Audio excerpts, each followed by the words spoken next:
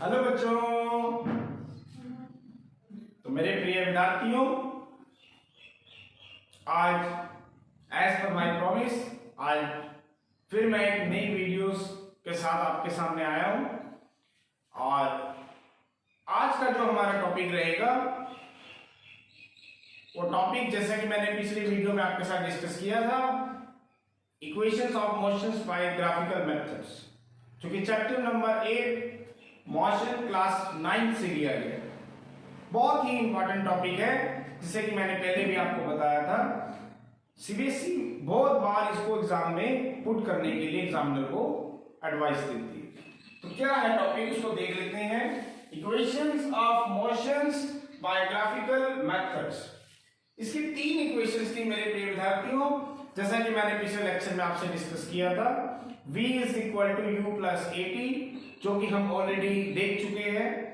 आज जो हम देखेंगे इक्वेशन वो है हमारे पास s is equal to u t plus half a t square. s is equal to u t plus half a t square. This is the very important equations.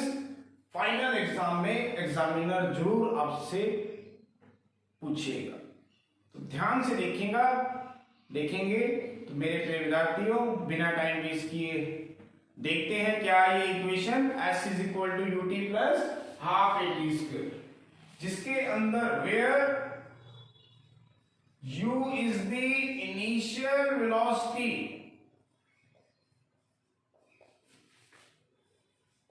of the moving object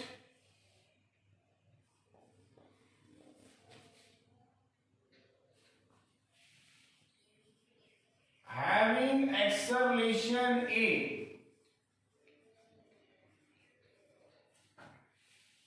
S is the distance traveled by the object, distance traveled by the object during its motion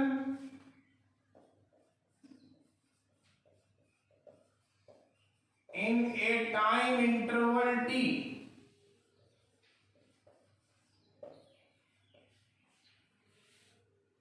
U क्या है आपके पास? Initial velocity of the moving object having acceleration a. What is acceleration? Uniform acceleration a. S is the distance traveled by the object during its motion in a time interval t. हमें prove करना है s is equal to ut plus half a t square। तो मैं graph plot करूंगा position और time में। Position और time में एक ग्राफ हम प्लॉट करेंगे। तो let us consider an object which is moving with uniform acceleration a. मैंने मान लिया कि हम एक ऑब्जेक्ट ले रहे हैं। let us consider an object which is moving with uniform acceleration a। तो एक ग्राफ प्लॉट करते हैं। दिस इज वेलोसिटी, इधर मैं वेलोसिटी ले रहा हूं, दैट इज मीटर पर सेकेंड, एंड इधर मैं ले रहा हूं आपके पास टाइम। तो मान लेते हैं, let us consider an object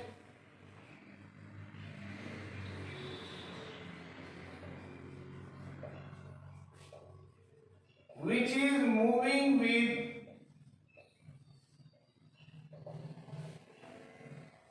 uniform acceleration a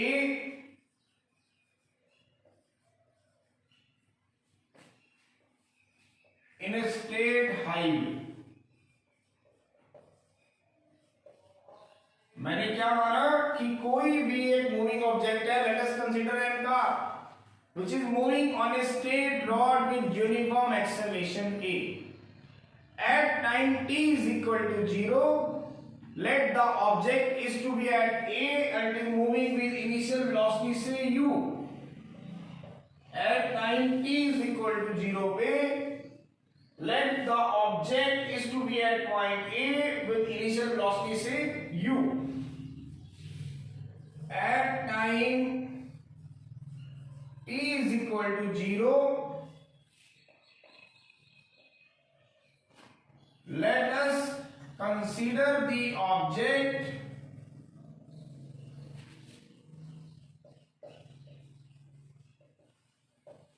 is to be at point A with initial velocity say u। मैंने मान लिया कि at time t is equal to 0 पे जो ऑब्जेक्ट है वो A पॉइंट के ऊपर था और उसकी इनिशियल वेलोसिटी कितनी थी u। अब आप सबको पता है कि ऑब्जेक्ट हमने माना था कि मूव कर रहा है यूनिफॉर्म एक्सेलरेशन a से। It means after a certain interval of time it will be reach to the point से b as the object is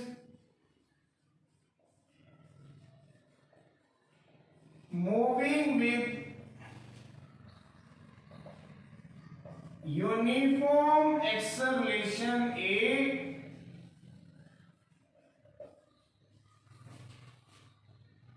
so after a certain interval of time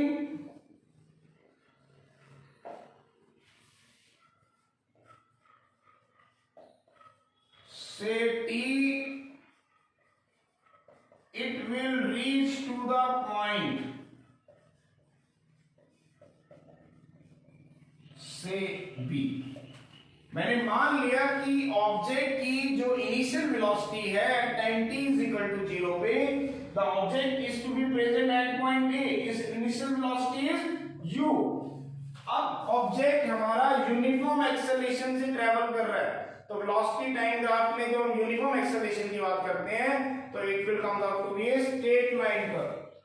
तो this is the straight line and after a certain interval of time the object is to be at point से B। This is x axis and this is y axis. मैंने मान लिया कि ये t interval of time के बाद object हमारा कहां पहुंच गया B पॉइंट। अब B पॉइंट पे उसकी वेलोसिटी क्या है और कितना टाइम उसने लिया, इसको चेक करने के लिए you have to draw two perpendicular lines from B। One is perpendicular to x axis and the second is perpendicular to y axis. ये चेक करने के लिए कि उसकी वेलोसिटी क्या है B पॉइंट पे और कितना टाइम उसने कंज्यूम किया B पॉइंट तक पहुंचने के लिए, आप दो परपेंडिकुलर लाइंस को गिराएंगे। एक परपेंडिकुलर लाइन जो x एक्सिस पे गिराई जाएगी वो आपको टाइम के बारे में बताएगी। मान लेते हैं कि ये पॉइंट है हमारे पास h, या इस पॉइंट को हम मान लेते हैं से d, तो ये टाइम है हमारे पास से t। और जो लाइन y एक्सिस पे गिराई जाएगी वो हम मान लेते हैं कि वो आपको बता रही है किसके बारे में, वेलोसिटी के बारे में, क्योंकि this is line correspond to the velocity. तो उसकी वेलोसिटी है मान लेते हैं v और पॉइंट है हमारे पास मान लेते हैं h। तो एक पैरेलल लाइन में यहां से भी गिराऊंगा, this is k, this is parallel to x axis. लेकिन इस टाइम के दौरान जब वो B पॉइंट पे पहुंच गया, as the object is moving with uniform acceleration A, so after a certain interval time it will reach to the point से B, ये हमने मान लिया। और कितनी उसकी वेलोसिटी थी V, that is the final velocity, U that is the initial velocity, और टोटल टाइम कितना लिया T। लेकिन इस T टाइम के दौरान let S be the distance traveled by the particle, let S be the distance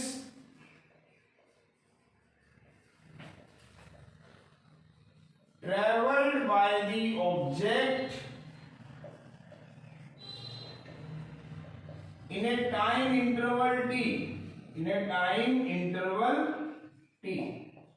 मैंने मान लिया कि इस t इंटरवल ऑफ टाइम में उसने कितना डिस्टेंस ट्रेवल किया, that is s। Let S be the distance traveled by the object, say moving car in a time interval t. तो किसके बराबर होगा? That will become equal to the area enclosed by the trapezium OABC, and that will becomes equal to the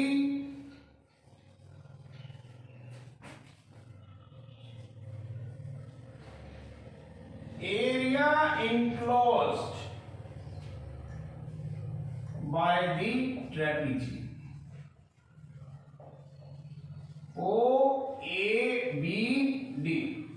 ठीक किसके बराबर होगा आपके पास? मान लेते हैं कि s डिस्टेंस उसने ट्रेवल किया था इस t इंटरवल ऑफ टाइम में। The distance travelled by the object in a time interval t, आप सभी जानते हैं वो होता है equal to the area enclosed by the curve. What is area enclosed by the curve? Means trapezium OABC। तो जो total distance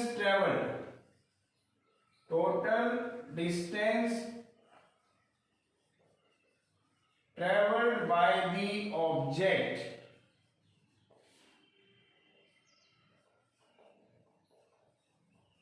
distance S is equal to the area enclosed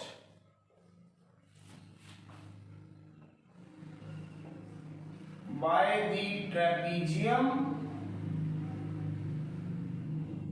OABD। कि OABD ने कितना एरिया इनक्लोज किया। तो अब आप ध्यान से देखेंगे, बिल्कुल ध्यान से देखिए, बहुत इंपॉर्टेंट पॉइंट मैं डिस्कस कर रहा हूं। Area enclose by the trapezium OABD, इसका हमें एरिया निकालना है। अब ट्रेपेजियम का एरिया कैसे फाइंड आउट करेंगे? मैं इसको दो पार्ट्स में डिवाइड कर रहा हूं। This is part 1 and this is part 2। Part 1 हमें एरिया ऑफ ट्रायंगल के बारे में बता रहा है, राइट एंगल ट्रायंगल के बारे में, और पार्ट 2 हमें एरिया ऑफ रेक्टेंगल के बारे में बता रहा है। तो अगर ट्रायंगल के एरिया में रेक्टेंगल का एरिया आप ऐड कर देंगे तो आपका आएगा एरिया ऑफ ट्रेपेजियम। तो इसका मतलब S is equal to area enclosed by the trapezium is what? Area enclosed by the triangle ABK plus area enclosed by the rectangle OAKD। जो टोटल एरिया होगा इस ट्रेपेजियम का OABD का, उसको मैं कैसे फाइंड आउट करूंगा? मैंने इसको दो पार्ट में डिवाइड कर दिया। ABK ये हमें किसका बता रहे हैं? ट्रायंगल का एरिया बता रहे हैं। अगर इस ट्रायंगल के एरिया में इस रेक्टेंगल के एरिया को ऐड कर दिया जाए तो आपका आ जाएगा एरिया ऑफ ट्रेपेजियम। तो एरिया ऑफ ट्रेपेजियम कितना हो गया? Area enclosed by the triangle ABK, this is the right angle triangle, and the area enclosed by the rectangle OAKD। तो area enclosed by the triangle निकालेंगे, that will become equal to, आप सभी को पता है, half into base into height plus area enclosed by the rectangle, that is length into breadth। तो value put करेंगे। Now what is half into base? This is the right angle triangle, this is 90 degree. तो what is base? And this is say theta, so this is the base, means AK into height, height is BK plus length into breadth, what is length? That is OD into breadth. What is breadth? That is KD. S is equal to 1 by 2. Now what is AK? ध्यान से देखें, AK किसके parallel है? हमारा OD के parallel है। तो half into OD into BK किसके बराबर है आपके पास, प्लस ओडी इंटू केडी किसके बराबर है, ओए के बराबर है। दिस इज बिकॉज आप ध्यान से देखें तो AK किसके बराबर आ रहा है आपका, that will parallel to AK is parallel to OD। Second KD किसके बराबर आ रहा है आपका, KD is parallel to OA। तो हमने ये वैल्यू यहां पे पुट कर दी। तो S इज इक्वल टू कितना आ गया, half into OD into BK। तो पुट करें S 1/2। Now what is OD? That will become equal to T. So 1/2 into T into BK plus OD. OD that will become equal to T into OA. OA किसके बराबर है आपका, A के बराबर है। तो S आ गया आपके पास AT plus 1/2 BK into T। This is equation number 4। ध्यान से देखें, half into OD will become equal to T and next is BK अभी हमें फाइंड आउट करना है, plus OD will become equal to T and OA will become equal to, that will become equal to, OA become equal to आपके पास कितना आएगा, sorry U। S is equal to U into T plus 1/2 BK into T। अब हमें BK की value को find out करेंगे।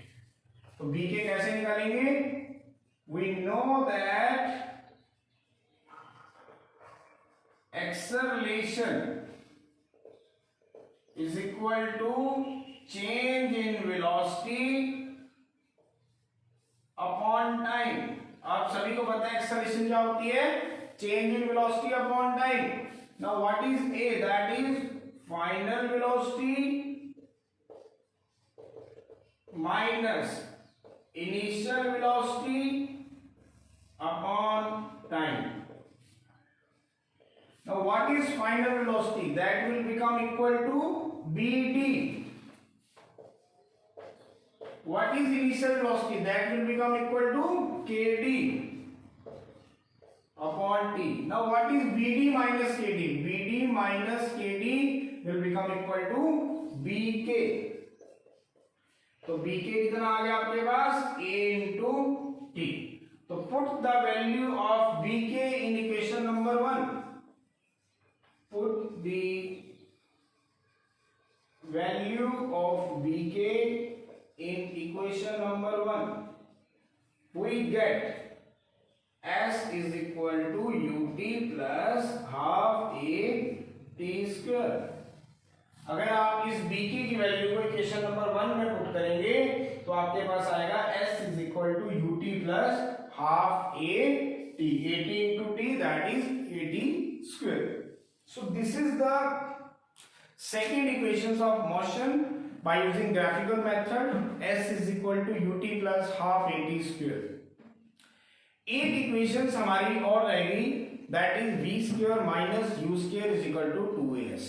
This equations I will discuss along with you in my next video. So my dear students, बहुत ही important article है ये, equations of motion by graphical method. एक इक्वेशंस डेफिनेटली फाइनल एग्जाम में examiner आपसे put करेगा, तो ध्यान से कीजिएगा। और मेरे प्रिय विद्यार्थियों, उम्मीद है आप सभी को मेरी वीडियोस मिल रही होंगी और आपको वो पसंद भी आ रही होंगी। तो at last I am saying my dear students, if you like my videos then please like, share and subscribe it and share it maximum to your friends so that they can also take the advantage of this video and clear our doubts। So मेरे प्रिय विद्यार्थियों, इस video को maximum से maximum अपने friends तक पहुंचाएं ताकि वो भी अपनी जो डाउट्स हैं, जो भी अपने फिजिक्स के कॉन्सेप्ट्स हैं, उनको अच्छे से क्लियर कर सकें। धन्यवाद।